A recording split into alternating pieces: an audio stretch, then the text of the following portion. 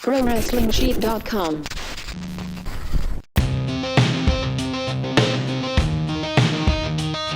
Welcome, everyone, to the Collider Bodyslam SummerSlam recap. I am John Rocha. That's Ryan Satin. We're going to break down all the matches and talk about what we want to talk about on this show because it's a 6-hour show. Vince pushed the limits of what we could handle in wrestling.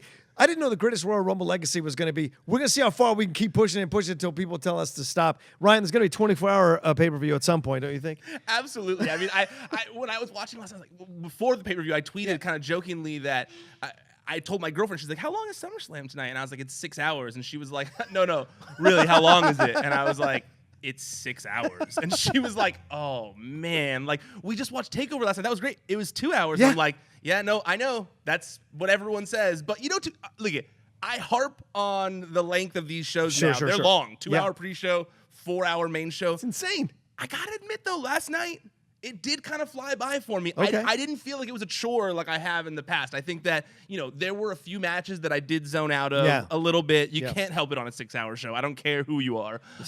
It's just... It's hard to stay in the moment for all 6 hours. But so I think that's mainly why we're not doing a full recap here. Yeah. Also, because it's a 6-hour show. So we're going to talk about, I think, the biggest points. We're going to talk about all the matches, but some of them are going to be kept a little shorter because we only got an hour in here. That's right. And speaking of short, we should run through the pre-show real quick. Andre Cien Almas took on Zelina Vega. With Zelina Vega, rather, took on Rusev and Lana. That might be down the road. You never know. Zelina is really good. But they took on Rusev and Lana, and they won by a pinfall, which I was a little bit surprised about. Then you have the Cruiserweight Championship. Cedric Alexander defeated Drew Gulak via pinfall to retain the title. And then the B team defeated the Revival. I don't know what was the point of the whole match anyway, if they were just going to retain, because they built up the Revival so much, and now B team just retained. What stands out for you for any of these three matches? Anything you want to talk about? I mean, I enjoyed Cedric Alexander versus Drew Gulak. Good I thought match. It was a solid match, good match. Fun outcome, even though it was only a roll-up pin. I thought it did a good job for what it was meant to do on the pre-show. Yeah. I think that the right people went over in Zelina and Andrade. Yeah. We're trying to build up Rusev as a face. We're trying to build up, Zelina and Andrade as heels. Yeah. Only made sense to me. And, I was bummed about the Revival. Yeah. I'm kind of over the B team at this point. The new music, for some reason, that new music really made me sour on them real quick. They've been kind of too jokey now. Yep. It's like they've jumped the shark pretty quickly on B team. But at the same time, I don't know if I wanted the Revival to win the titles on the pre-show. Yeah, it was weird the way they built it up, but I wanted it to be more like a draw or DQ or something like that, where they kind of throw it all out for whatever reason, as opposed to having a clean pin. Because I just don't believe these guys can beat the people that they're beating. Do you know what I'm saying? Absolutely. Although I did enjoy when Axel went for the perfect plex for a minute. You were almost like, oh, maybe they're gonna let him wrestle a little bit. But no, it was still. Although the ending was well done. Sure. It was well done. I liked it. It was not the same, obviously, but similar to Johnny Gargano versus Ciampa, where it was a sneaky little quick roll at the end that finished the match. Obviously, Ciampa versus Gargano was much better. But you did pretty good on your predictions, by the way. Thank you. You did pretty good. Yeah, I did too. If you guys didn't realize, I did write my first predictions column for the Wrestling Sheet. Ryan was very kind to let me do that, and I did it, and it turned out it wasn't too bad. Yeah, not bad. Not all of them, but pretty good. Yeah. And honestly, I don't think getting all of them is the point of those prediction articles. They're just fun. Yeah. Speaking of things Collider related, man, because we were talking about things you do and I do. Man, I just got fired up during Collider Live just now. Did you really? Was so fired up. You were not in the room. I was producing Heroes. So I was frustrated because I was sitting there at my desk and Josh McCouga, is that his name? Sure. What are your thoughts on that guy? I know Josh. Okay. Is that the one that you said you once got in the thing with doing the promo? That's not him? No, okay. Someone else. Let's not bring that up. Go ahead.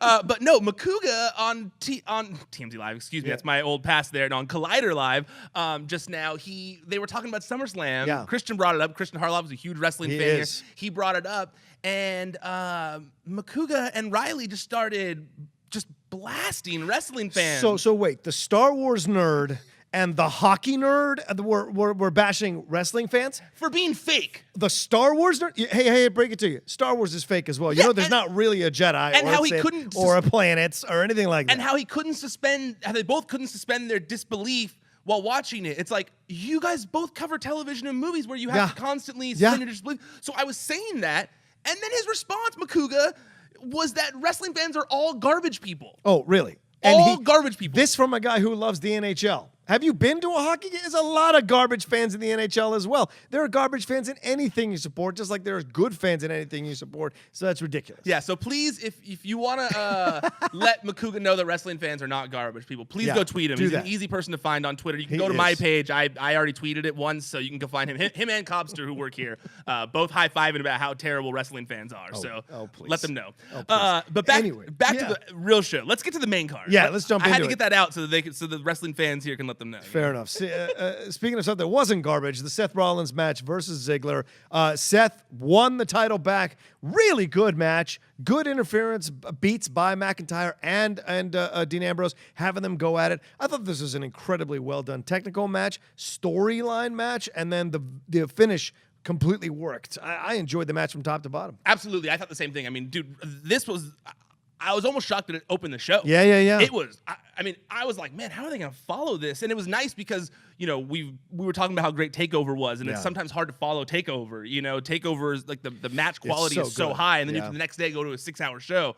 And this really set the bar high going into the show. I mean, I enjoyed the show. I thought the show was really good, and this really kicked things into high gear. I like Rollins being champion again. Yeah. I liked his shiny outfit. I think the only disappointing thing was that we didn't get the heel turn that everyone kind of wanted. Yeah, with with Dean Ambrose. But it really wouldn't have fit in the moment, I don't think. No, the way they had played out the whole match, it would not have fit for him to go the heel route because there wasn't any kind of confusion, any kind of like upsetness or whatever, or he accidentally hit him or whatever. None of that happened. But when Ambrose was stalking around him in the back, there was my mind. I was like, oh, is he going to? Is he going to? But apparently that was being saved for something later, which we're going to get to. I almost hope that we're drawing it out a little. We're drawing it out a little. And I think it should. And it just shows you now. I don't know where Ziggler goes from here now. I mean, he got the title for the IC title. He has McIntyre doesn't need him anymore. So now at this point, I was half expecting that to happen. So I didn't know. I was too, to be honest with you. I think when I was watching, I was thinking, I had the exact same thought in my mind. Like, this worked for a minute. I like the pairing. Yeah. But where do you go with the two of them? You're not going to, unless the plan is to add them to the tag team titles scene and have them be the ones that take the titles from B team. That would make sense. And they have like a dominant reign or something like that. I guess. But to be honest with you, I saw during the show, X-Pac tweeted saying that Drew McIntyre should main event WrestleMania within 3 years. Yeah. And I completely agree. Yeah. And I do feel like kind of saddling him in a tag team is not helping his progression towards the top of the card. He doesn't need Ziggler anymore. It's done. Like, I think that should be separated, and maybe McIntyre goes, I don't need dead weight on my resume. I'm trying to go someplace else. And that way Ziggler could maybe start a slow face turn, or he disappears for a little while, does the jokes, does the improv shows that he likes to do, and then we bring him back for some things. See, I was going to say the opposite. Oh, really? I was going to say that, when McIntyre was in NXT, he was kind of the face. He was pretty much a face. And on the independent scene, too, he was more of a face, you know? And I really think that it was the Vince of like, I know that my Drew McIntyre, the chosen one, is a bad guy. And I really feel like that's why they moved him into the bad guy area.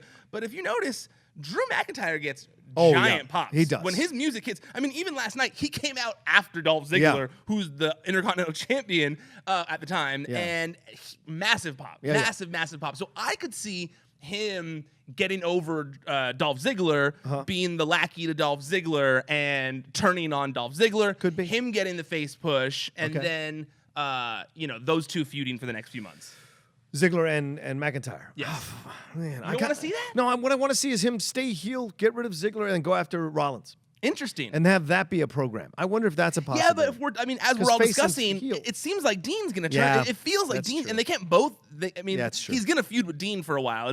They were already leaning that way before he got injured. True. You would think they've got to go that direction. Yeah, especially with little Triple H all ready for it. So. And there's really I'm trying to think, is there more heel heavy or face heavy the roster right now? It's a good question. Raw is more, I think, let's see, I'm trying to think. I feel like Raw is more heel heavy right now, right? Okay. I'd have to have a piece of paper in front of me right now. But I would like Drew McIntyre face There we go. It's locked. All right. Now, SmackDown Tag Team Championship was next. The New Day defeated the Bludgeon Brothers. I'd felt the New Day was going to do this, but there were moments where I thought they were just going to let the Bludgeon Brothers retain the titles. So I like the way it worked out. Xavier Woods letting him get the pin. He rarely gets the pin, so it's nice to see him do that. Big E, those tights were a lot of interesting tights all through SummerSlam. That's what I'll tell you. Everyone was wearing their summer tights. I mean, it's a very bright tights, interesting color combos.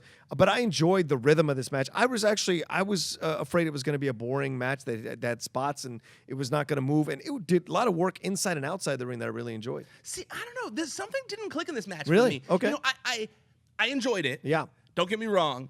And I'm no wrestler, so don't, I'm not trying to critique these guys wrestling. But when I watched it, yeah.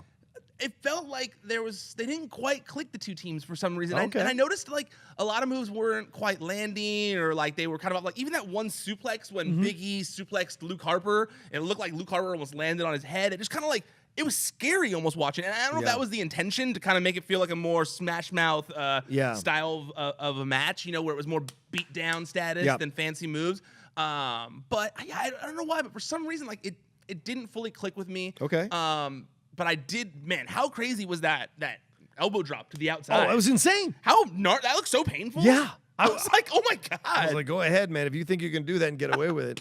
It was incredible. Just like I thought Ziggler's DDT on the outside on Rollins, on the outside of the ring, on the outside of the ropes rather, was fantastic and scared the hell out of me. How do you feel about this new trend? That's a DDT. Yeah, but have you noticed this new trend of so many more things happening on the apron right there? The apron outside the ropes. It almost feels like they've made it a little bigger too. Do you think they have? I think a little bit. It seems like they've made it because even last night, when Jeff Hardy, and we're gonna get to that match, but when Jeff Hardy did that kind of swanton-ish move, his whole body was able to land on the apron. So I feel like there's a little bit more room. Maybe there is. But man, some of those apron moves are really pushing it in Someone's terms gonna of die. someone's gonna get really hurt on one of those moves. Ryan, someone's gonna die. It's the hardest part of the ring, guys. It really is. It's just no joke. Yeah, have you ever been in a wrestling ring? Yes, once.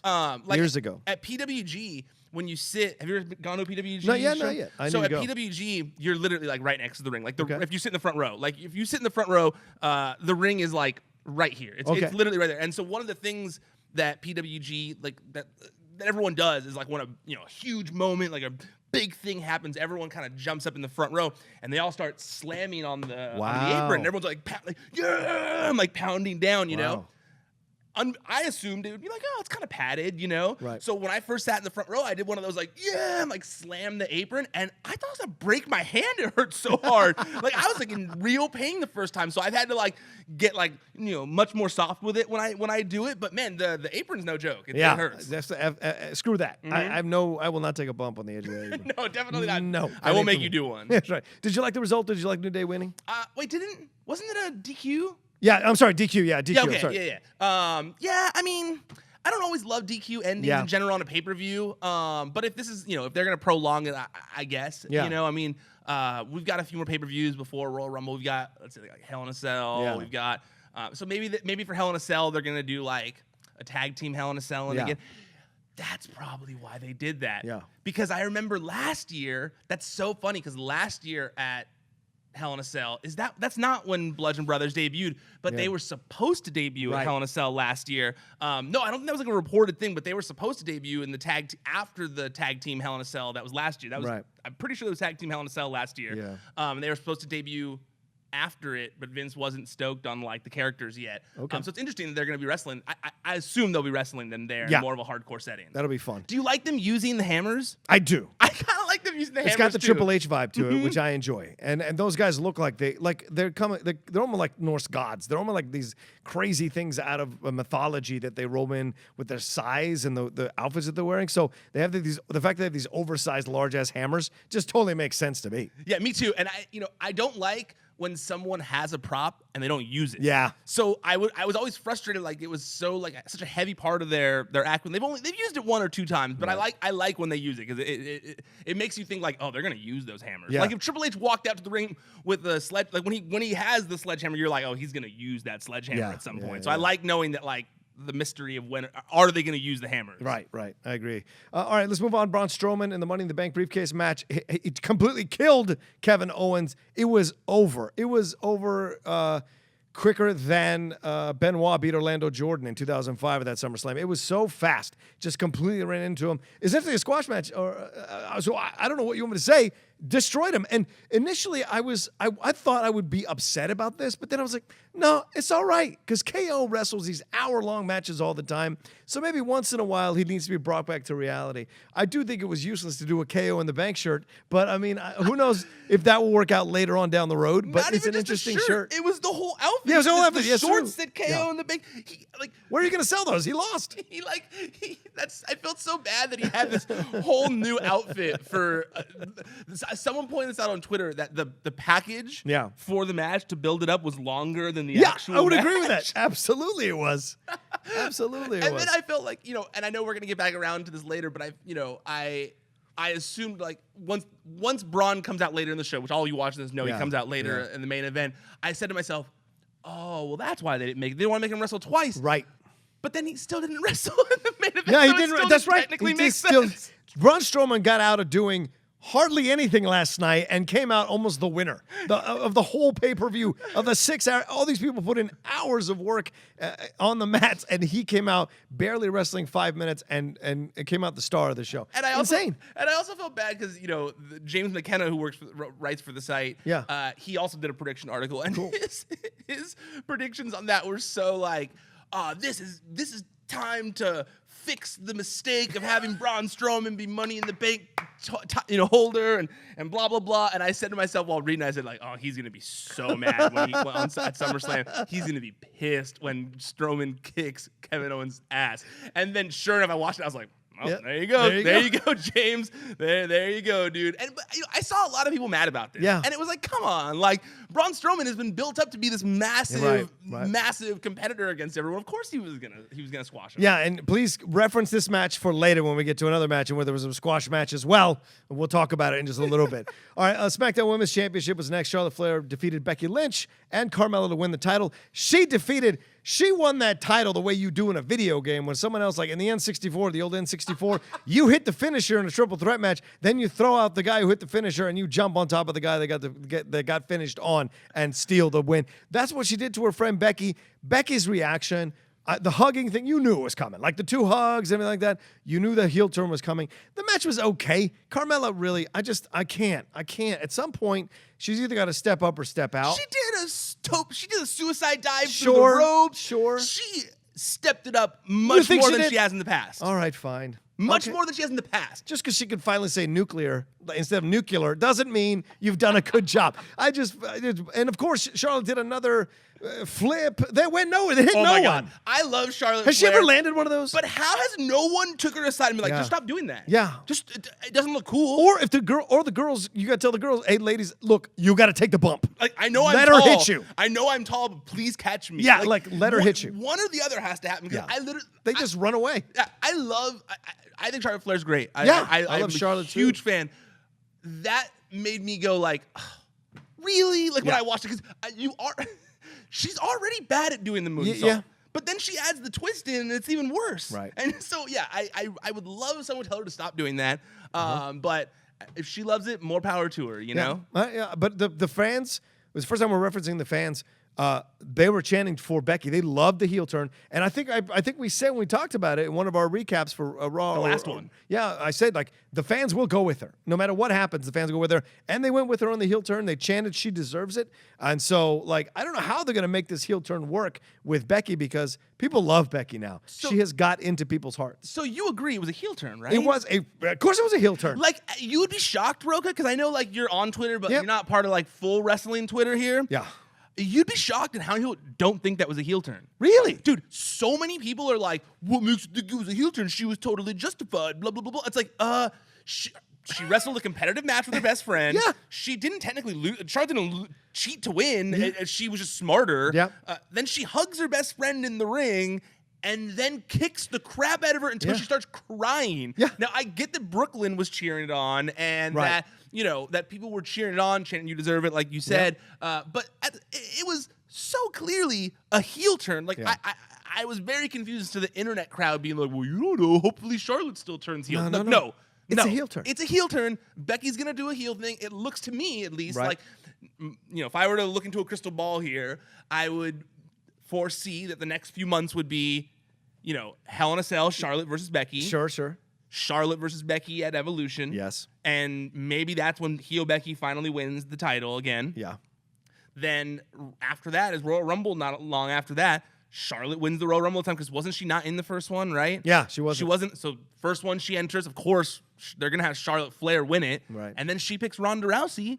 And Ronda Rousey versus Charlotte Flair main events WrestleMania 35. There you go. And hopefully we don't get a squash match. Yeah, that's good. I like that. I like the way you just laid that out. And it is a heel turn. You do not throw your best friend into a side barrier and then over the freaking announce table. By the way, Charlotte should have taken that hit. She didn't take that. I was a little mad she didn't take that bump. Yeah. I was a little mad that she had a safe. She landed on the chair sitting up straight, upright, and then fell down and started crying. I was almost wondering if she was a little loopy.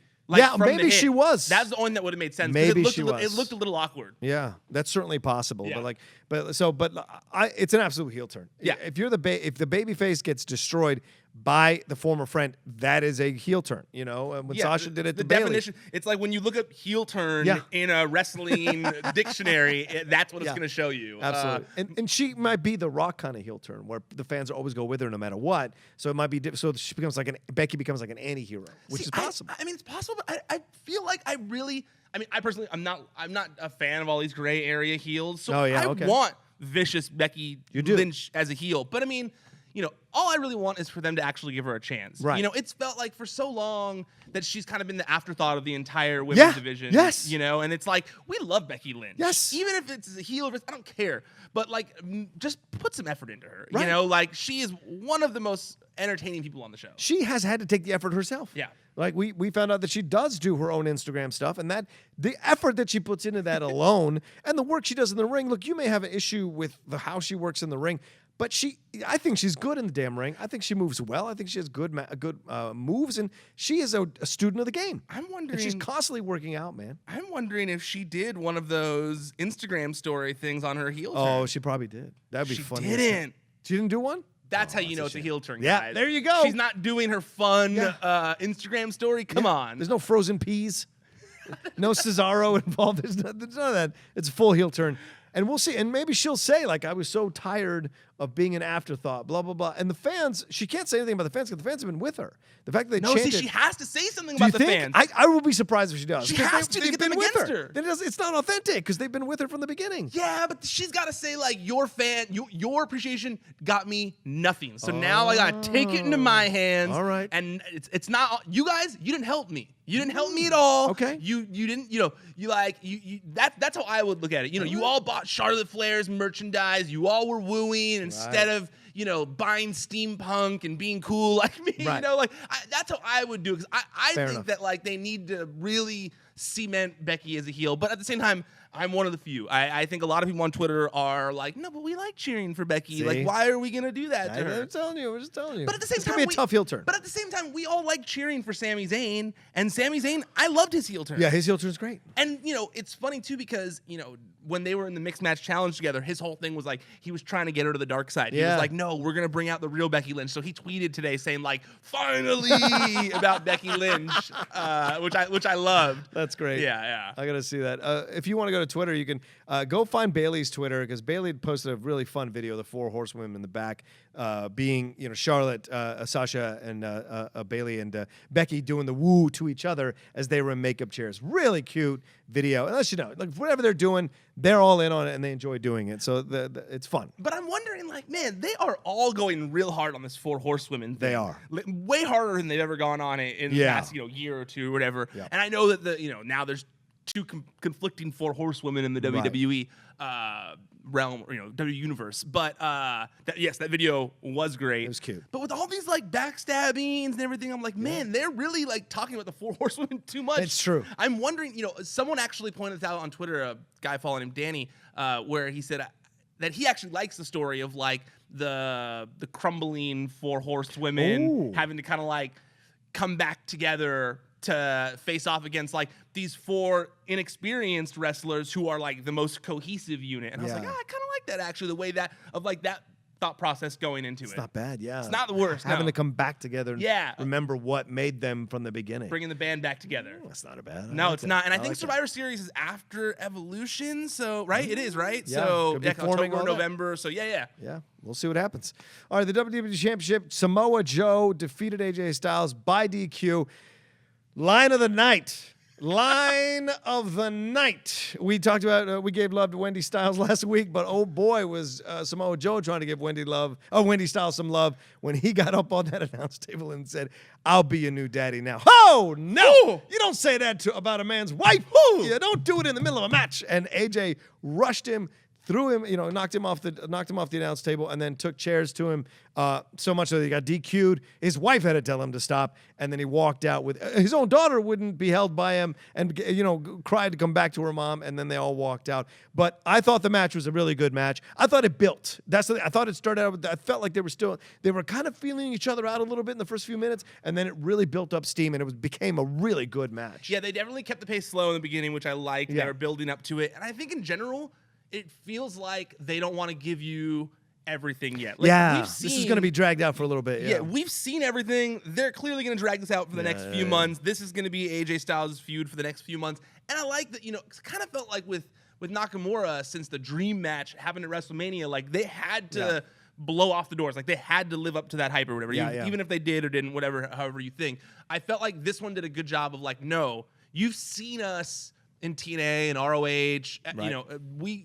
That we can blow the house down. This time, we want to do it with a dope story. Yeah. And I know they had good storylines in TNA as well, but like on the biggest stage of them all, they wanted to like actually showcase and have like something that goes down in history. And a lot of times when you bring family and stuff into it like this, these are the ones that stick in people's minds. I think like you remember like Randy Orton going into the house and breaking everything. Yeah, or whatever, and it was great. Yeah, and so there's just things that, or like Stone Cold and Brian Pillman or whatever, so stuff like that. I like when they mix that kind of stuff in. So I love that they're going this direction, especially because we've in all this time of AJ Styles, I don't think we've ever really been exposed to like his wife. As much as we know that he's a family man, they've never really exposed us to like making that part of the story. Well, I guess with Claire Lynch or whatever, it was like kind of touched on, but she wasn't part of it. Right. So yeah, I like it. I'm a big fan of it. AJ being covered in blood really added to it too. Yeah. It made it feel like you say blood feud, but then he was literally covered in blood, so it was nice. And it's a new level for AJ to go to here that kind of has indie style, indie shades to it. The blading and all of that goes on, and seeing how far he can push it. This could be a fun match. This could be a fun program they could work where you can get them both to go back into their indie roots and see how much of that they can bring into this rivalry, which I think will be fun. I'm interested to see if they do those two in the cell, because I think that was that was like one of the match graphics that got leaked or whatever. Yeah. So I mean those two in a Hell in a Cell match, that's something you've definitely never seen from the two of them. True. That's true. So I feel like those two could be a memorable one. Yeah. I didn't mind this DQ, to be honest with you, because he retains the title more than anything else, and then it drags this out now, and it played into storyline more. Yeah. It helped push the story more than the DQ finish with Bludgeon Brothers and New Day did. Like New Day and Bludgeon Brothers, it just kind of like ended. You know? Like they did it, and like okay, they might continue on with this, but this one really like was like actual turning point in the storyline. Yes. You were like, shit. This fool's trying to take AJ's wife, man. Like Samoa Joe's fucked up. Yeah. I was mad. I know it's all blah blah blah, fake, whatever. I got mad. I was watching. No, you don't say that. You don't say that. You don't go that far. Anyway, all right. So we'll see what's going to come down the road for those guys. We're looking forward to it, both of us. All right. Now, a couple of promos next. Elias did the center thing, then broke his guitar. I don't understand what the whole point of that. I actually didn't watch it, to be honest with you. Yeah, you should. I think I accidentally completely was dumb. like writing something, and then I clicked live, and it passed it because it was so short. And then I was like, near the end of the show, I said to someone, did I miss the Elias thing? And they were like, yeah, that happened like an hour and a half ago. I was like, oh, oops, my bad. It was so bad. But you did have Miz reuniting with the Miz Taraj, and they like completely said they were supporting Daniel Bryan, and they said they want to start a show called The Fellas, but Total with Team Fellas. B, Total Fellas, and then with the B, Total Bellas, which I thought was That was great. I thought that was better than their match. So than their match, the tag match. Yeah.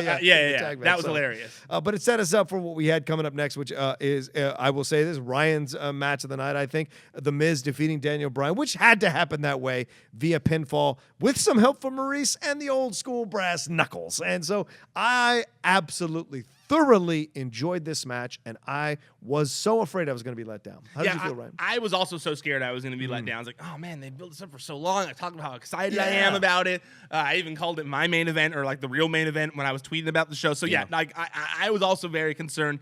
But I thought they did. To me, while watching this match, I tweeted about it during the show.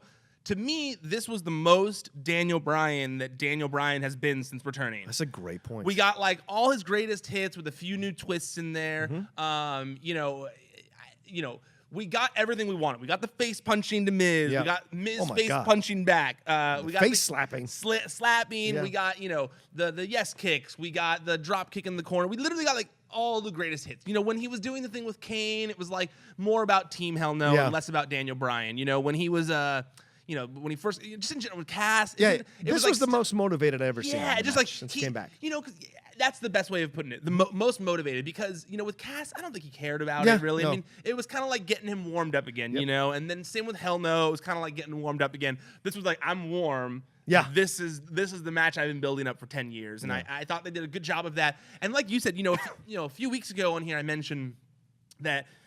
You can always take old school things and apply them to today's wrestling world, and for the most part, they'll usually work. Yeah, Brass Knucks is one of them, and they did it so well. Yeah, because you were all the whole match. You're like, is Daniel Bryan re-signing? Yeah. And I know that he has now said in multiple interviews, it seems like it's like he's gonna re-sign, but you never know with wrestlers. They love saying that and then showing up at All In or something like that. So you never know. But to me, this was the most clear sign that Daniel Bryan's going to be around for the long haul. I think that if he was, I know that I think if Miz had won clean, I would have been a little more concerned. Yeah. But the fact that he didn't win clean, and then we had that segment afterwards where Daniel was talking to Brie, and he was like, "This isn't why I came back. Like, I didn't want to let this someone." That was good, and you could tell like this is not the end of it. So I like that. The brass knuckles thing was done so well. Like I loved him coming up to Maurice and her kind of like low key, and then just like slipping it back into her top and like sitting there like this. I was discussing this with my girlfriend while we were watching. Do you think that there was actually a baby in the car? Or no, of course there wasn't, right? No. I love that just why for take show. that risk? I love that just for show. Yeah. She had to have the stroller ringside. I was just so for mad. show. I was so mad, which is perfect because that's what you want. You want the heel to make you mad when you're watching the match. When you watch somebody, and I was so mad when she came down with the stroller. I was like, "Oh, you shameless little shits!" And I loved it. I thought it was brilliant. Added to the drama, and I loved her yelling at him to leave her husband alone when he did the two moves right next to him. Leave him alone. The only little detail I would have liked was because we were all thinking about it with the fake baby. I thought for sure she was going to reach in the stroller to pull out the brass knucks and put the brass knucks back into the stroller. I thought like it was all going to be a ruse with the stroller. Like I was waiting for it. That would have been perfect. Yeah, I thought for sure she was going to like pull a brick out of the thing, and he was going to like turn around and hit Daniel in the head with a brick, and they're going to put it back in. Right when I saw the stroller, I thought it was going to factor into the swerve finish there. But it was fun. I mean, it wasn't obviously. I don't think it was like greatest match of all time or anything like that. It was a good match. But it was a good match, and I think it was what everyone wanted out of it. And I think a clear sign that we're probably going to get them at WrestleMania again. Yeah, and I will say this: to me, this was the final last step back for me personally. On The Miz. Now I can see The Miz going for all the titles. Yeah. Now, after this match, I was like, okay, he's back where he was when he was the champion against Cena with The Rock and all that jazz. I like him now better as a wrestler. I think he's been through the wars over the last few years, and he's had to climb back up.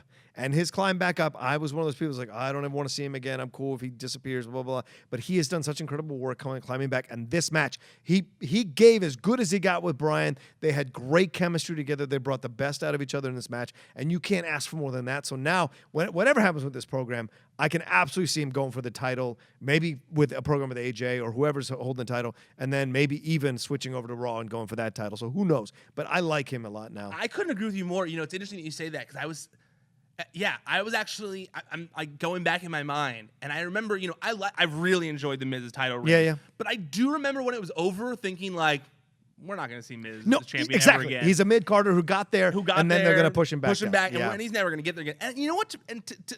To the Miz's credit, I think Miz accepted that. Like, Miz was like, okay, I'm going to accept this challenge. Yep. And he went back, and it's been years since all of that.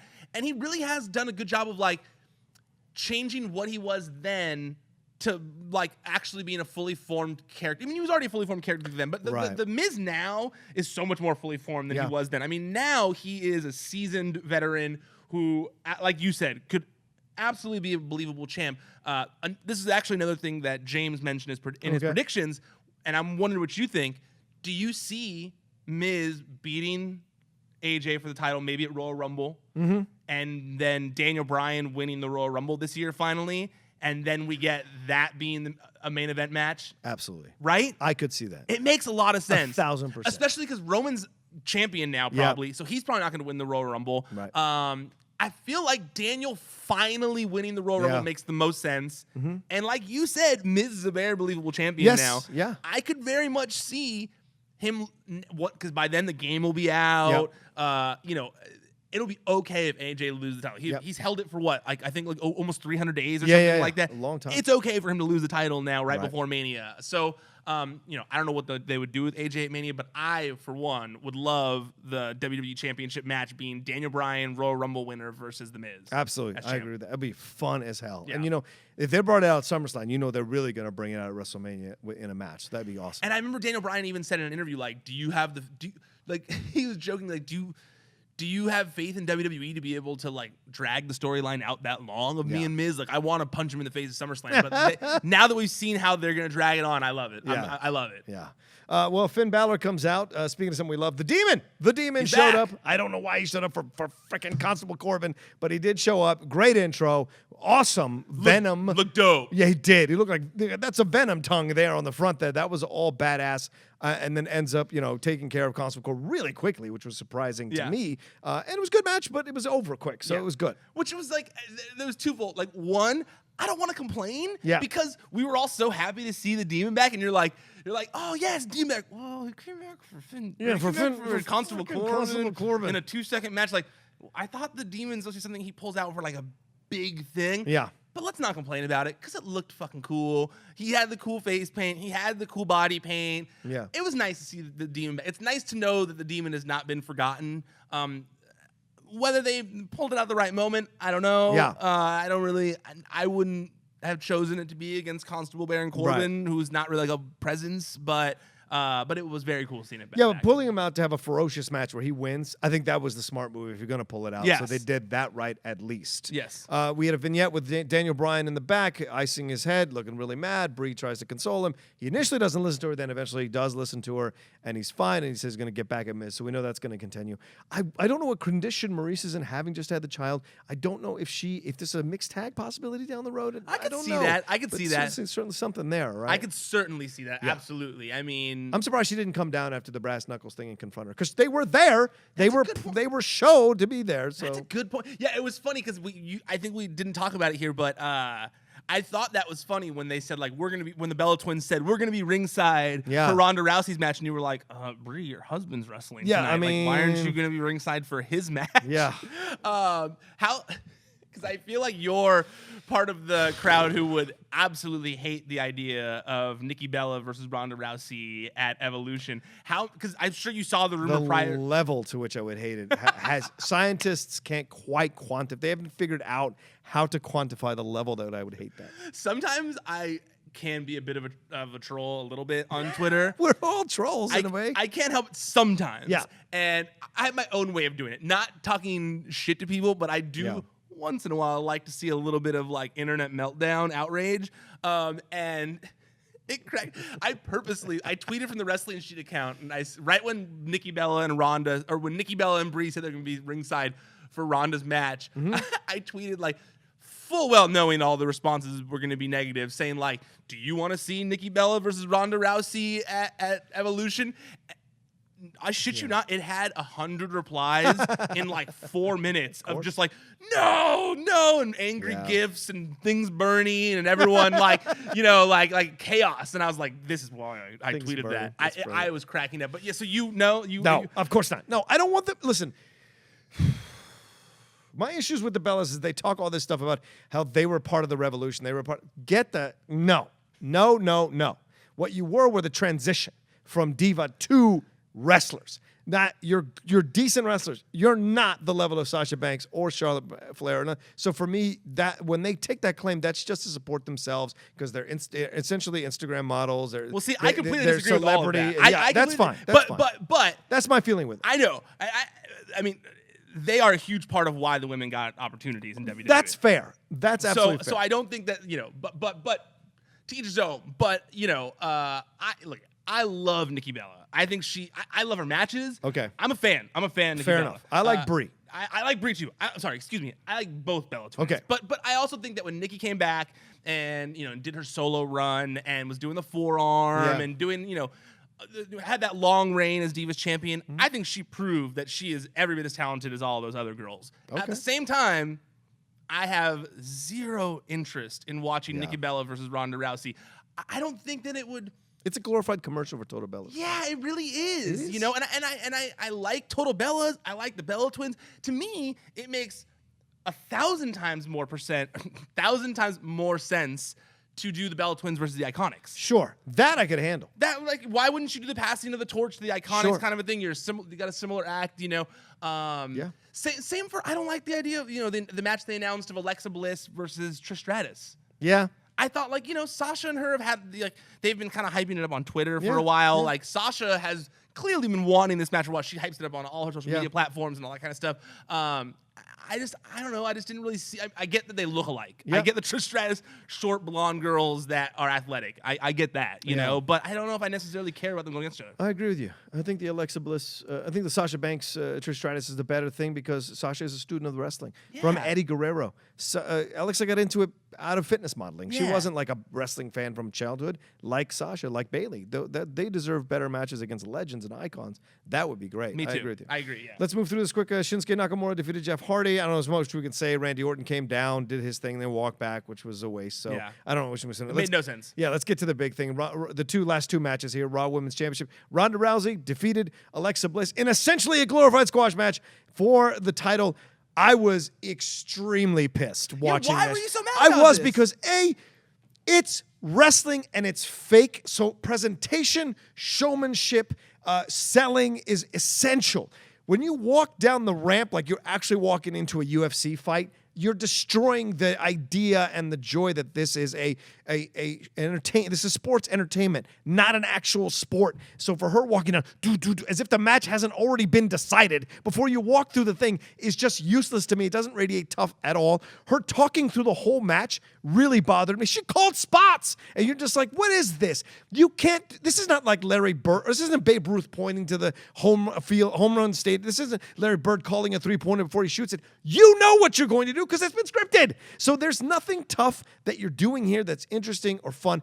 I mean, if Alicia Fox gave you more trouble than Alexa Bliss, something is wrong. If Mickie James gave you more trouble than Alexa Bliss, something is wrong. Alexa Bliss is your champion. She deserves to go out better. But Alexa Bliss has been a chicken shit heel champion the whole time. It's not like she's But not Carmella chicken heel. She can actually wrestle. Yeah, but Alexa Bliss hasn't been wrestling tons of athletic matches. She's been, for the most part, not in matches and wrestling a lot. She finds ways to weasel her way out of it. She does a lot of high-flying moves, man. She does. And submission moves. She's good at that. Come on, look at if you look at those two girls in real life. Like, you compare them. Well, of course. Ronda Rousey's gonna fuck Alexa Bliss up. But by that logic, the Big Show should have never lost a match in his entire life. Yeah, but I mean, Big Show, but okay. Or Nia Jax, yes, for fuck's sake. But when you bring Big Show in, Big Show was fucking people up initially. He was initially. And so, and similar to like a Ken Shamrock. Ken Shamrock was coming in with that intensity, and he was looking like he was punching people in the face, and people loved it. Yeah. So I don't know necessarily if I agree with all those things. The call in the spot was bad. Doubly bad that Coachman pointed out that she called the spot on commentary for some reason. You're like, maybe he was mad about it too. Have you not watched wrestling? You're not supposed to call that stuff out. I was confused about that. Yeah. But at the same time, like, I think, in my opinion, the investment of Ronda Rousey is a million times more important than the investment of Alexa Bliss. And I know that last week you said that you could see that you could see Alexa Bliss being the top girl. Ronda's visiting. Ronda's not visiting. Ronda is the new Brock Lesnar. That's what you're going to have to accept. Brock Lesnar's on his way out. Ronda is our new Brock Lesnar, except Ronda wants to be there. The difference between the two... Oh, I know she does. She's I know. work in. The difference is that Ronda wants to be there, but Brock never wanted to be there. Brock wanted it for the paycheck. Ronda, while she does want it for the paycheck, of course, Ronda does respect the business, has loved wrestling for a long time. I think that, making her look like this unbeatable force for the next year is so important. If I was in charge, I would have her squash the shit out of every single girl on the roster. Really? Fuck yeah, dude. Ronda Rousey is one of the most famous people on the planet. Dennis, who's behind the camera, he watched it because he likes mixed martial arts, and he saw Ronda Rousey, and then he stuck around for Roman Reigns, I imagine, right? Right. So, and he shook his head, yes. That's important. Like, people like Dennis who don't watch wrestling are tuning in to see Ronda Rousey's big wins, to see Ronda Rousey do what she did in UFC in a fake setting. And I think... if you, I don't know how much you watch of UFC. I'm not a huge UFC guy, but what I do remember from Ronda Rousey until she started losing was that Ronda Rousey would come in, she would armbar someone, fucking make him tap out. Of course, real fast. because that's real. Liked her. That's real. But you don't know if she's going to win or lose. But the public idea of Ronda Rousey, whether they, wrestling's fake or not, that's what they want to see her do. They want to see Ronda Rousey do. That's why you cheered her. That's why when she stopped doing that, everyone started to hate her. So in my opinion, to get her back to the level she was, you got to have her come out and do exactly what she did in UFC. Squash people. Squash Alexa. Squash Alicia. Squash Nia Jax. Squash all of them. I don't care. And then eventually... She gets vanquished by, I don't know, like an Asuka or something like that. Or even someone bigger, like that's not even, we don't even know. Because to be honest with you, she's going to be Hulk Hogan. She's going to be Stone Cold Steve Austin. Like, she's going to be the face of WWE because Brock Lesnar's on the way out. Roman, as popular as he is not Ronda Rousey. Ronda Rousey is going to be the face of the show. I'm so cool with her squashing fools. All right. No? Here's the deal. I would say that was a great mentality if they'd done that from the beginning. Right, but they didn't. I agree. Stephanie got the best of her in that mixed match. So if how are you doing me? How are you showing me that? And Alexa Bliss, who is a champion many times over in multiple also NXT, SmackDown, and Raw, can't somehow get a move in edgewise on Ronda. That just to me radiated bullshit. And for her to jump into her husband's arms. It was ridiculous. But this that was not also like a UFC moment. This was not the boyhood dream come true. This was the girlhood dream come true. Oh, when she won the UFC title, that's a girlhood dream. But this is like, I mean, when she's gone in a year from now, Ryan, I want to hear your reaction. Oh, I have no problem. She will absolutely leave. I have been a supporter of Ronda Rousey since the Strikeforce days, and she has been a wrestling fan since then. She has been a wrestling fan since then. I remember it because I talked to her about wrestling when she came into TMZ and stuff. So she is a wrestling fan. Okay, well here's what I'll say then. I'll say this. I'm no one to Ronda Rousey. I really am, but I'm an old school wrestling fan.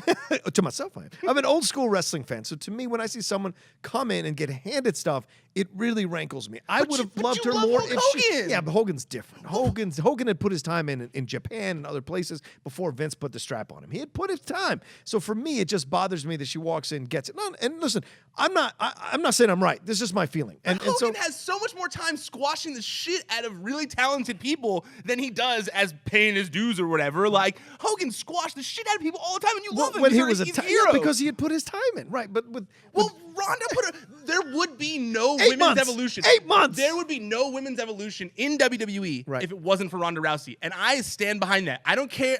I love wrestling. Wait a minute. You're saying there would be no pay-per-view now? There would be no without Ronda Rousey? If Ronda Rousey had never existed, what? We wouldn't even be getting the women's evolution thing that we're getting on TV right now in general. Like the women's push happened because of Ronda Rousey. I don't know if you guys remember this, but if you look back... Oh, wait, you think because she won in the MMA, all that kind of stuff? Yes, if you look back... Okay. Women were treated like nothing in WWE. Right. Nothing. The diva stuff. Even NXT, they weren't getting this giant push, And then Ronda Rousey became a household name, and they were like, women can become household names for being tough. And then the women's soccer team with Alex Morgan and all those girls, then they did all this big thing, and the WWE was like, tough women can be actually a thing that makes money.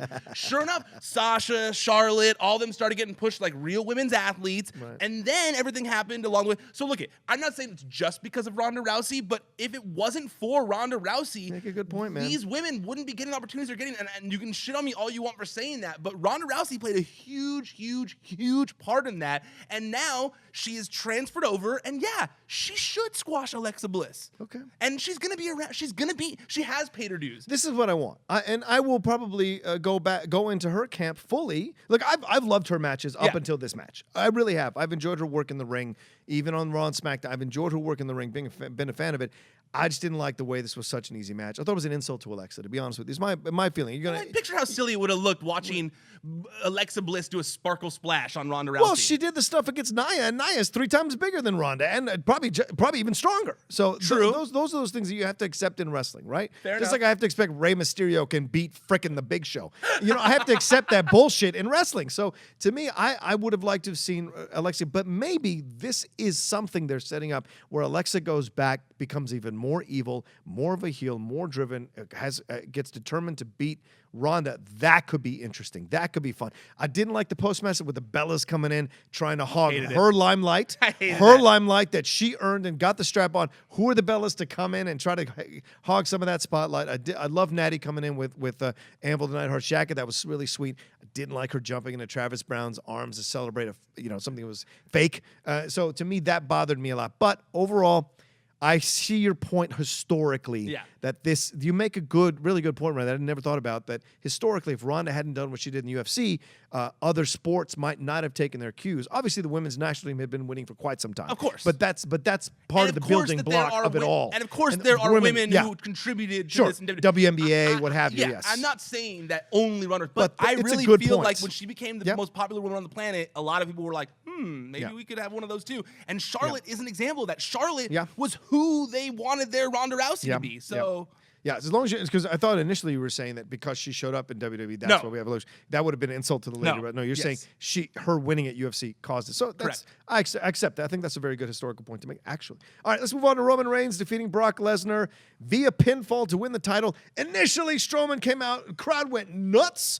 And because he was saying, I'm going to get you, whoever wins, going to get these hands with the case, which I thought I thought that was awesome. I thought this was going to happen. I thought, I guess in my mind, I thought he was going to cash it in before the match and say, it's a triple threat match. I thought that's what he was going to do, but then he said he's going to wait. But then Lesnar threw the case, a very good throw, by the way, all the way to almost right below the Titantron. And Strowman did not actually get into the match and challenge Reigns after he won. But Reigns won. Did you like this match? What's your feelings here?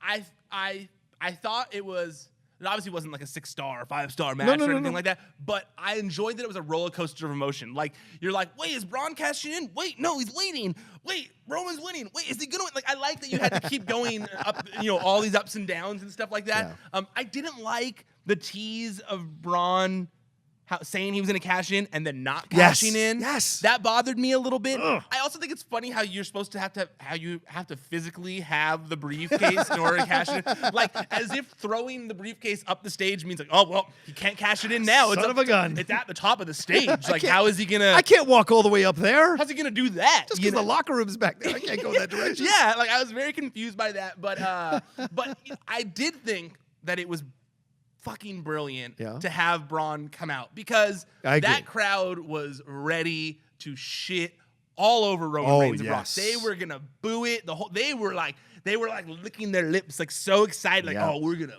shit on these guys, like pumped. And then it was like, Braun! And they're like, oh, wait a second.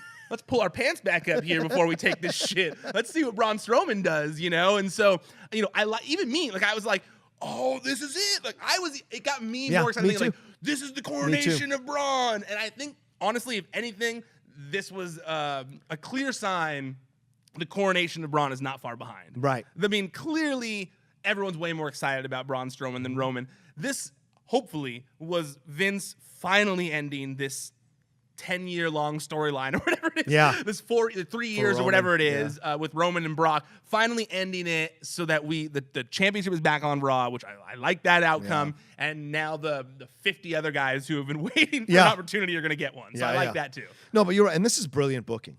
You make a great point, Ryan. This is brilliant booking. People were ready to shit all over this match, ready to walk in.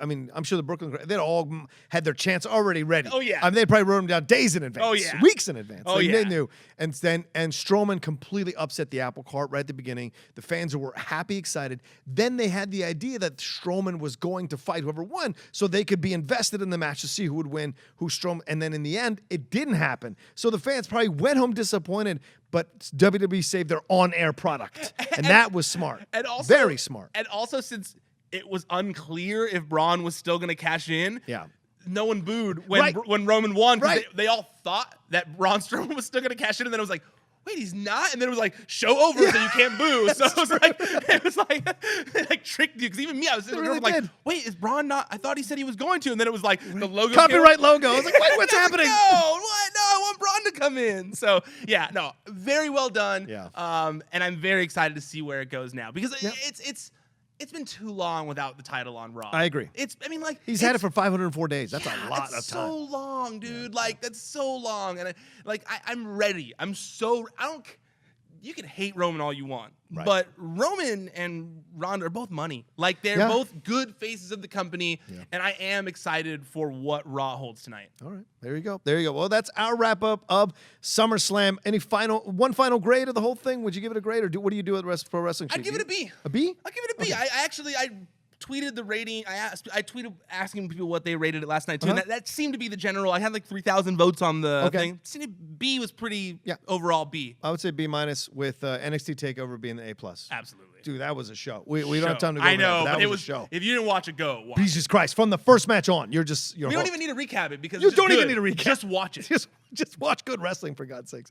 All right, that's Ryan Satin. Tell them anything you want to tell them, Ryan, where to find them, where to follow. You can find me. I'm at Ryan Satin. You can find the website. It's at Wrestling Sheet, ProWrestlingSheet.com. We're on Facebook, Twitter, and Instagram. We've also got a YouTube channel. It's youtube.com/C/Wrestling Sheet. Please, please, please go subscribe to us there. If you're only listening to the audio of this, you're missing out on all of these reaction faces that we're giving you. A lot of reaction shots that you guys could be getting here. So check us out there. Go subscribe on there. We've got other recap shows that we do all week. Wrestling Sheet Radio comes out on Fridays. And if you're watching this on the YouTube channel, please go subscribe to the audio feed as well. Yeah. It's weekly audio shows. So it's the recaps that Rocha and I do. It's Top 5 with James and Kevin. It's Wrestling Sheet Radio. It's a show I'm working on with Aaron Turner that's going to be coming out soon. So please, please go subscribe to us there. Also, while you're in this area, if you're watching on YouTube, there's a bunch of Collider video stuff that you can go subscribe to. Go subscribe to those shows. There's a lot of awesome content going on there. Constantly, these guys are hustling every day to build those channels, Rocha included, Dennis behind the camera. Yep. So yeah, please go subscribe to us there and check out the website, and we'll be back for the Raw recap. Yep, like you said, we have the Raw recaps and the Smackdown recaps this week. Don't forget, here on Collider Bodyslam. Thanks for watching. You can follow me at The Rocha Says on Twitter and on Instagram. And next time, we're gonna see what's gonna happen with all the stuff we predicted. We're gonna see, and we'll see who's right or wrong. So join us next time for another recap on Collider Bodyslam. ProWrestlingSheet.com